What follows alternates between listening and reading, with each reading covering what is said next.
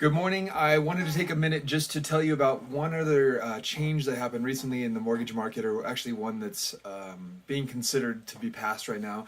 It passed out of committee last week, and it's something called just cause eviction. And it's basically a rule that is going to favor tenants. It's similar to what California did not too long ago, but it's a little bit more onerous than what they passed there even.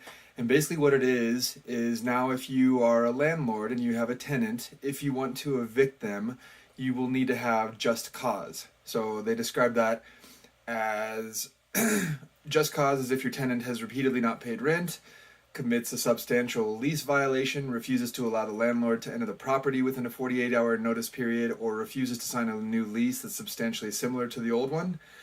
And basically, those are the only reasons you can kick someone out those are the only just cause reasons. And if you want to kick them out without just cause, then you're going to be required to give them 2 months of the rent back. And additionally, if you have to do any repairs on the property and they're pretty substantial repairs that would mean that they would need to leave the apartment, you would have to find them another place to live before you could do so.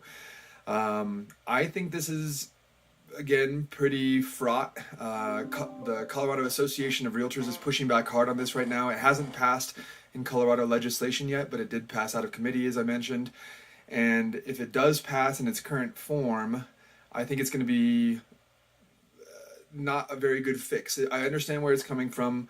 The argument is that tenants are in a pretty vulnerable place when they are being kicked out of their lease, and yes, but I also think that they're being provided an opportunity to live somewhere that's nice, and all it's going to do, in my opinion, is make the landlord say, okay, how much is 2 months extra of rent? Okay, let's divide that by 12. If it's a 12-month lease, now your lease payment's going to go up and nothing effectually is going to change.